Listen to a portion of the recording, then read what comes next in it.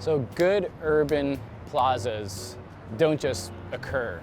They're designed, and if they're designed thoughtfully, they will accommodate all sorts of uses.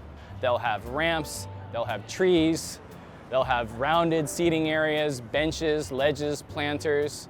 And if they're really good, they'll remind you of where you are by hugging the topography of the spot. And this is one of the best urban plazas in America, designed by the same fucking guy that designed Brooklyn Banks, M. Paul Friedberg. So I think it's pretty interesting to think about Pyramid Ledges as a spot that does a lot of the same things that the banks do in a different way. This part of Lower Manhattan would have been the actual waterfront in the 17th century. Little by little, they started to fill in and increase the footprint of Manhattan incrementally, street by street, block by block. But you can sort of tell where that ramp is, and also here that we're on this light change in grade as it moves down towards the water, that this is basically the natural topography of the island. And like I said, rather than try to mask that and build some shit on top of that, what Friedberg has done is he's covered the entire surface with this thin veneer of beautiful herringbone patterned brick. Now, I want to talk a little bit about brick, because brick is a kind of great surface. Not only do bricks in a different pattern cover the banks, but also it speaks to the earthiness of the material itself. In downtown Manhattan, you're going to find some of the oldest brick and mortar buildings on the entire island. So the surface of the floor kind of harmonizes with the history of this place and what faces a lot of these buildings. And so those ledges that go off the stairs end at Water Street.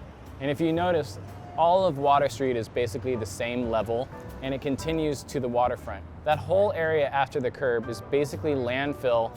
And it's in 1987 that this building, 75 Wall Street, is built. And it's because of this building that this plaza exists. New York City zoning law has it that if you're going to take up 60 to 70% of your lot size, you need to provide 30 to 40% of the space for an open plaza. The architect was the firm Welton Becket and Associates, and whether they know it or not, Welton Becket and Associates have inadvertently created these urban spaces that have been central to the history of skateboarding.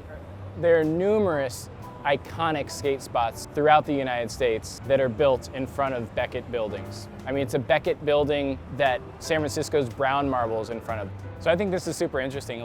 Anytime you design an urban plaza, you have to provide X amount of space for seating. You have to provide X amount of space for trees. And this one, I like how they really underscore the fact that they're going above and beyond what they're required to provide for the public. But it's those extra additions that have really made this an urban oasis. This is the sort of park that engages the city, especially this part of Manhattan. It's this canyon of stone, brick, glass, and steel. And here, although you're not ever gonna think that you're living in the country, it does kind of provide this peaceful, quiet, open, green space, a space for rest and a space for skateboarding. You start to see these similarities between the two spaces, which is that both the kind of main part of the big banks and Pyramid Ledges have these two arcades on either side. In the case of the banks, it's the arcades of the anchorages of the bridge itself on one side, and the arcade is kind of expressed by the steel girders holding up the overpass on the other side. Here, the arcade is this fabricated, staggered brick loggia, and the actual arcade that was written into the code of the design of this building itself on the other side. At the end of the 1970s, New York City was broke. The mayor of New York City, Ed Koch, made a deal with different developers like, say, Barclays Bank or JP Morgan or the Lehman Brothers or Goldman Sachs, that they could tear down older buildings and build these massive corporate headquarters downtown. That's precisely like what we're looking at here. It's a building that doesn't adhere to the earlier zoning laws. It doesn't set back from its base like an earlier skyscraper would. It goes all the way up.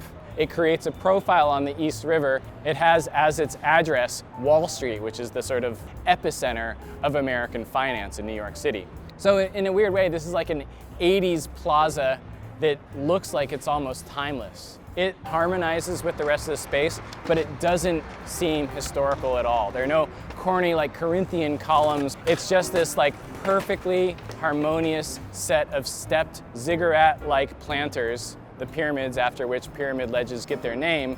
And those granite slabs basically serve as planters for 2 of the 18 of the trees that the landscape architect so generously provided for the public in this space.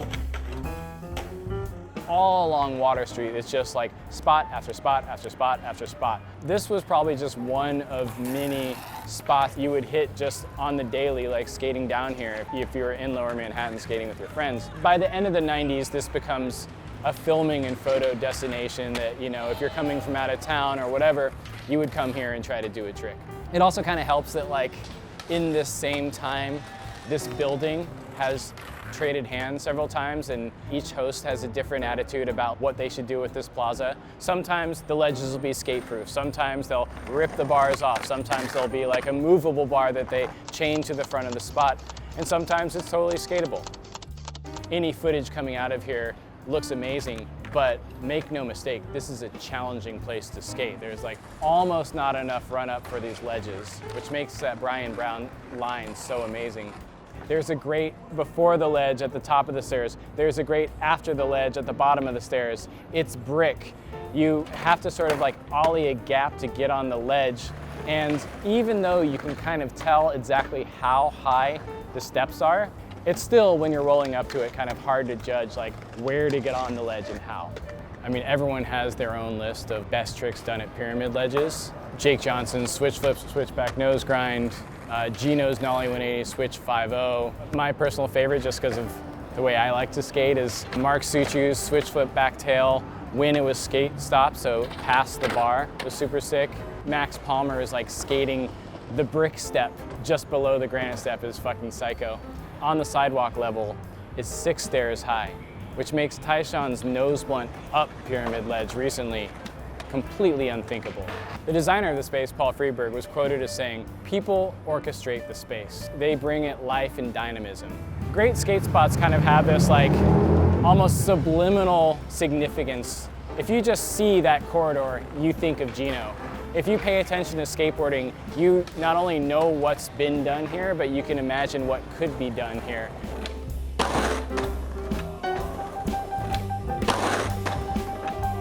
And that's one of the things that's so great about pyramid ledges, is that it has continued to inspire and endure as a skate spot. Yeah, and to this day, and I mean literally right now, people are skating this thing and they're trying to find new ways to skate it. Great spots foster excellent skateboarding.